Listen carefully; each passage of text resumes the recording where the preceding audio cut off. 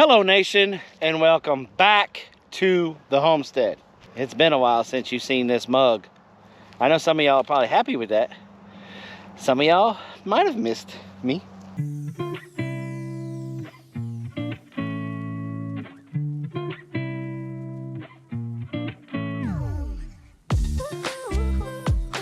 But right now, I'm here to share with you some exciting news. And that exciting news is that we are in the market. We are currently shopping for a tractor.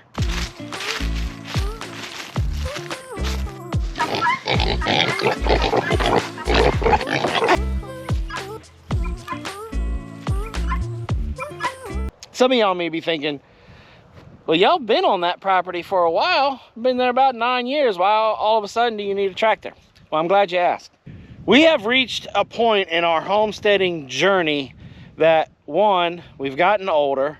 The kids are growing up, moving out, and tackling the world on their own. So we need a little bit more muscle. We need a little bit more power. The major reason why is that time is the most valuable thing that we have on this homestead. In order for us to be able to keep moving forward in a progressive manner, we need to be able to maximize our time to the most efficient way possible.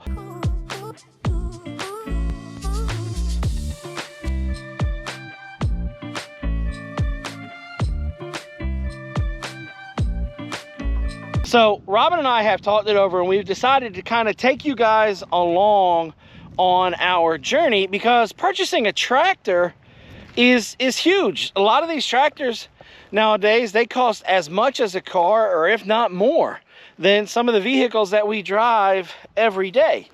And when we're in the market for a new car, we research it, right? And so Robin and I figured, we're already in the market for it. So if we can share it with you guys, maybe that can help y'all out along the way.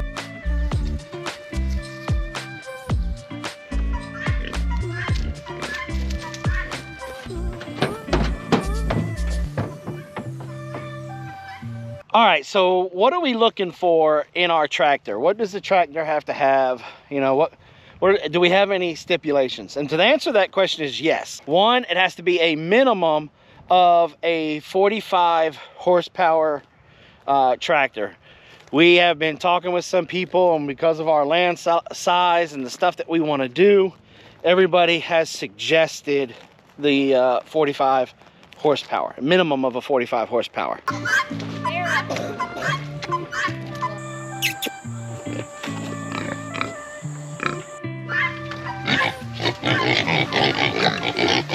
I want that tractor to have a cab. And before y'all start blowing me up in the comments and talking about, you know, you don't need a cab, blah, blah, blah. One, I'm in the South. I get stupid hot in the summertime. So having that cab with a little bit of that AC that it may produce will help me stay productive during those peak hot hours during the day. If I've got tractor work that needs to be done, I can still get out there and do it and not have to worry about any type of being a heat casualty. Two, and probably the more important one is number two, is we have 21 acres. So when I'm in the back part of my property, and if I'm out there clearing a bunch of brush, brambles, briars and stuff with the bush hog, and I run over a yellow jacket's nest, or I hit a ball face hornet's nest, or even just a wasp nest, those suckers are gonna be on me before I know I hit it. And I've been stung enough by wasps over the years doing my nuisance wildlife work that I start to have a little bit of a reaction to them now. And so I have to be careful with that. With yellow jackets, Lord knows there has been oodles of stories of people getting seriously injured, and some even getting killed, farmers on tractors that ran over a yellow jacket's nest. Whoop.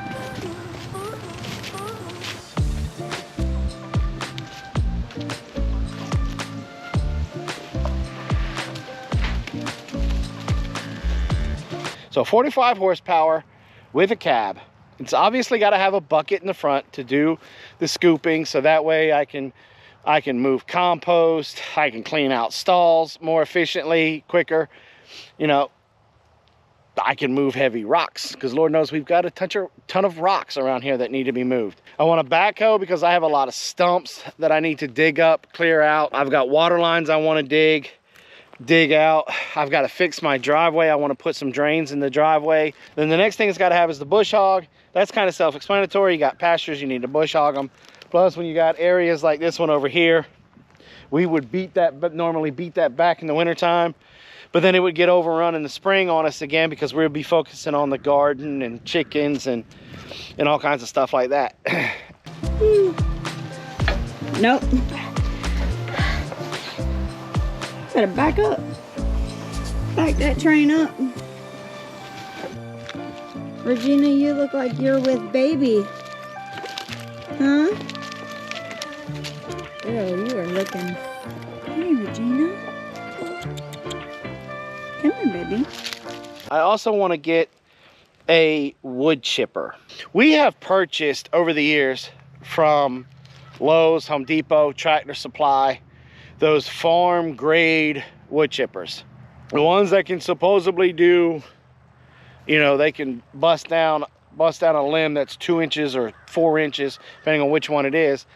And we don't put them in there that big because that's firewood to us. But even with the little tiny twigs and the branches that are 1 inch in diameter, they're busting on us. So I want to really jump it up to a good solid commercial grade type wood chipper, because wood chips are important. We use it for mulch, we use it for weed control, we use it for bedding. We can put it in muddy areas to help soak the water up out of there, so that way we can, you know, you don't tear up the ground. Now, some of y'all may have some experience with tractors, or you've been around tractors with your jobs and whatnot. Do me a solid, do me a favor. If you've had some positive interaction with a particular company or a particular tractor, hey, leave that in the comments. But also, hey, if you've had some negative stuff, it would be a complete waste of my time to even talk to this company or to even try this tractor. Hey, let me know that in the comments below. And if you're not comfortable with telling me why you're suggesting either way with those companies or tractors, or you just don't feel like putting it in the comments, shoot me an email. Any input that I can get back from y'all is valuable as gold to me right now, because this is a very big purchase for us. And so any more experience, wisdom, knowledge that we can gather in this process helps us out in the long run. Thanks for coming by the Big Bear Homestead. God bless, and have a nice day.